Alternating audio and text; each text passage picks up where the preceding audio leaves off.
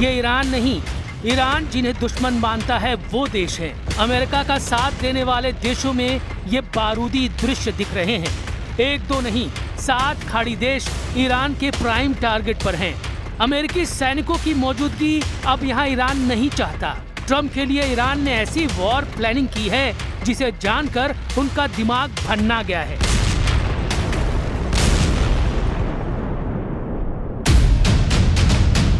Iran का ऐलान, 10 साल तक अमेरिका को पीटते रहेंगे।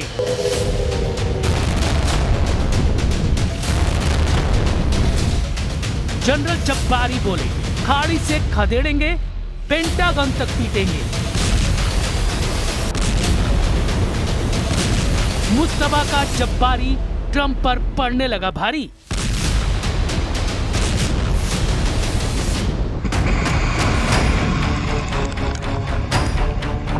ईरान के वॉर कमांडर बड़े जिद्दी हैं, जुझारू हैं, उतने ही खूंखार भी हैं। उनमें भी जनरल जब्बारी सबसे कुख्यात है। जब्बारी ने ट्रंप को धमकी दी है कि 10 साल तक ईरान ने अमेरिका से युद्ध की तैयारी कर ली है।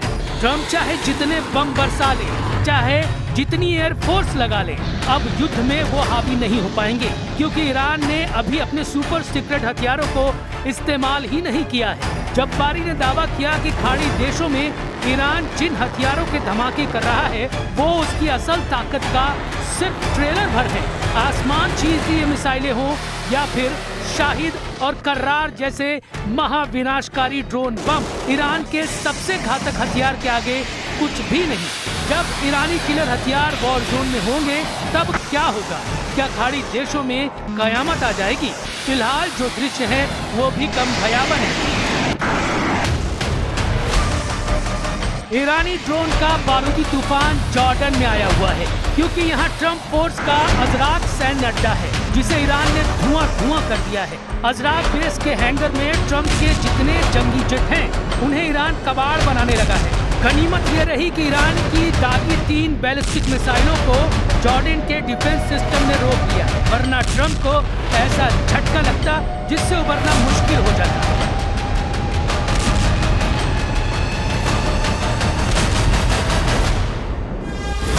ये कुवैत है। यहाँ मीना अब्दुल्ला में अमेरिकी लॉजिस्टिक फैसिलिटी सेंटर है। ईरान के फ्लाइंग बमों ने मीना अब्दुल्ला को भी खंडहर बना दिया है। यानी ट्रंप ने जिस लड़ाई को 4 से 6 दिन का ऑपरेशन समझा, वो ऐसा महायुद्ध बन गया है जिसमें कई देश तबाही की तरफ तेजी से बढ़ रहे हैं, क्योंकि ईरान अमेरिका में घुसकर तो हमला नहीं कर सकता। इसलिए अमेरिकी सेना जहाँ भी दिख रही है, ईरान वही हमला कर रहा है।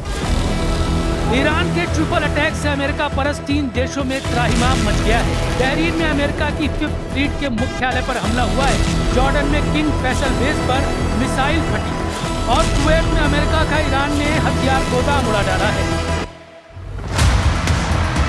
जॉर्डन के मुवफ्फक साती एयरबेस पर ईरान ने हमला किया। ईरान की सेना ने ऑपरेशन साइके के तहत जॉर्डन के अजरक में अटैक किया। फारसी में साइके के माने होते हैं थंडरबोल्ट। ईरानी सेना के मुताबिक इस हमले में उन जगहों को निशाना बनाया गया है जहां F-15 लड़ाकू विमान तैनात किए गए थे। तो ईरान के तेवर बेहद खतरनाक है, वो पीछे हटने के मूड में नहीं है। दूसरी तरफ ट्रंप हैं, जिन्होंने 3 दिन में 3 बयान दे डाले। ट्रंप की बयानबाजी का जवाब ईरान के राष्ट्रपति पेजेश्कियन ने दिया है। آدمایی که تصمیم گرفته بودن ایران ما رو تیکه تیکه کنن الان نهایتاً به کجا رسیده کارشون؟ ما در عمل آنچه که باورمونه، اعتقادمون از وجب به وجب خاکمون دفاع خواهیم کرد و این حرفای بی‌ادبانه‌ای که اونا میزنن पेजेश्कियन ने यकीन दिलाया कि युद्ध में अमेरिका को कुछ हासिल नहीं होने वाला। ईरान के टूटने के सपने देख रहे इजराइल को भी ईरान करारा जवाब देने की तैयारी कर रहा है, लेकिन सुपर पावर का स्टैंड पल पल बदल रहा है। तो क्या अमेरिका बैकफुट पर है? क्या ट्रंप अपना गियर चेंज करने वाले हैं? सिग्नल मिल रहे हैं कि अमेरिका शर्मनाक युद्ध शुरू कर सकता है। ट्रंप ने ईरान के पुल और पावर प्लांट की तबाही की धमकी जब से दी है, तब से सुपर पावर के जंगी हथियारों का ईरान के नजदीक पहुंचना तेज हो गया है। अमेरिकी सेना ने ईरान के खिलाफ नौसैनिक नाकेबंदी फिर से लागू कर दी। नाकेबंदी के बारे में जानकारी देते हुए अमेरिकी सेंट्रल कमांड ने बताया कि ईरान पर हमले के लिए अमेरिकी नेवी के 20 से ज्यादा युद्धपोत और सैकड़ों विमानों ने मोर्चा संभाल लिया है। ईरान की मीडिया ने दावा किया कि ताजा अमेरिकी बमबारी से उसके 10 सैनिकों की मौत हुई है। ईरान के हिंगाम आइलैंड और बंदर अब्बास में भी धमाके हुए, केशम द्वीप और सीरिक पर भी हमले हुए। अमेरिका ने इन हमलों के वीडियो जारी किए हैं, जिसके बाद रेवोल्यूशनरी लड़ाकों ने धमकी दी है कि अगर ट्रंप ने हमले बंद नहीं किए तो पूरी दुनिया को तेल युद्ध झेलना पड़ेगा। ईरान ने धमकी दी है कि अब इस धमाके से तेल और गैस का एक्सपोर्ट या तो सभी के लिए होगा या फिर किसी के लिए नहीं। पहले राउंड में ईरान ने ट्रंप को फ्यूल पावर से झुका दिया था। अब की बार ईरान 10 साल का जज्बा लेकर युद्ध में उतरा है।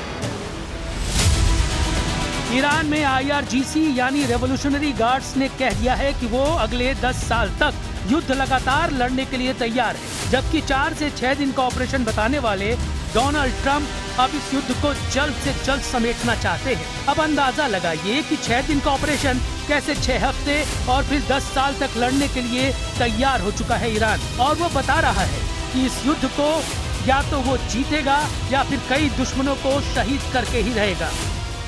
ईरान का इरादा बता रहा है कि अमेरिका ब्लंडर कर चुका है। पेंटागन पहले ही आगाह कर चुका था। अब एहसास हो रहा है कि डोनाल्ड ट्रंप ने ईरान से युद्ध लड़ने की तैयारी सही नहीं की, या फिर उन्हें गुमराह किया गया, या फिर इजराइल के कहने पर वो इतने जोश में आ गए कि अमेरिका की सेना को राइफल बिना लोड किए हुए युद्ध में उतरने के लिए मजबूर कर दिया, क्योंकि जनरल जब्बारी जैसे कमांडर कह रहे हैं कि ईरान ने अपनी असली पावर तो दिखाई ही नहीं है।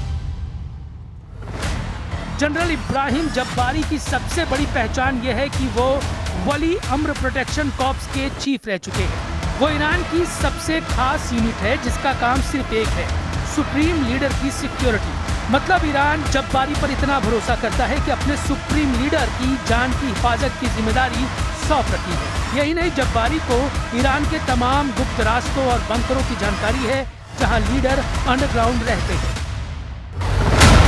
यानी जब्बारी की धमकी को अमेरिका कतई नजरअंदाज नहीं कर सकता। जब्बारी ने ही ईरान के सीक्रेट सुपर वेपन की जानकारी मार्च में युद्ध भड़कने के बाद दी थी।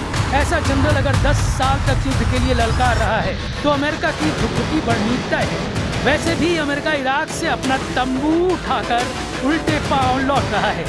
ट्रंप ने इराक से सेना की वापसी की डेडलाइन तय कर दी है। अमेरिका 30 सितंबर 2026 तक इराक से अपनी सभी सैन्य मौजूदगी पूरी तरह से खत्म कर देगा। इराक से अमेरिका के हटने भर की देर है, फिर इजराइल की टेंशन बढ़ जाएगी। ईरान सपोर्टर लड़ाके इजराइल को आसानी से निशाना बनाने लगेंगे। इधर ईरान ने इजराइल की एक और कमजोर नस दबाने का प्लान बना लिया है। ईरान ने इजराइल का चिकन नेक पकड़ने की तैयारी कर ली है। इजराइल का चिकन नेक है उसकी 1/3 तेल की जरूरत पूरी करने वाली Baku Tbilisi Jehan pipeline. Baku है अजरबैजान की राजधानी, तिब्लिसी है जॉर्जिया की राजधानी और जेहान है तुर्की का बंदरगाह। अजरबैजान का तेल जो कैस्पियन सागर से निकाला जाता है वो 1768 किलोमीटर लंबी पाइपलाइन के जरिए जॉर्जिया होते हुए तुर्की के बंदरगाह जेहान पहुंचता है और यहीं से ये इजराइल तक टैंकर में भरकर पहुंचाया जाता है। ये टैंक जेहान से निकलकर इजराइल के हाइफा और एश्केलोन पोर्ट तक पहुंचते हैं और इस तरह इजराइल आयात करता है अजरबैजान का तेल। इजराइल का चिकन नेक यानी उसकी तेल सप्लाई को खत्म करना ईरान के लिए बहुत मुश्किल मिशन नहीं, लेकिन नेतन्याहू कह रहे हैं कि ईरान ने अगर उसे निशाना बनाया ऐसा बदला लिया जाएगा कि मुस्तफा खमेनी की जमीन खिसक जाएगी। אגיד לכם רק דבר אחד, לא, אני אגיד את זה למנהיגי איראן. אל תבנו על כך שיהיה שקט אם תתקפו אותנו. אל תבנו על כך שיהיה שידור חוזר, כי זה לא יהיה שידור חוזר.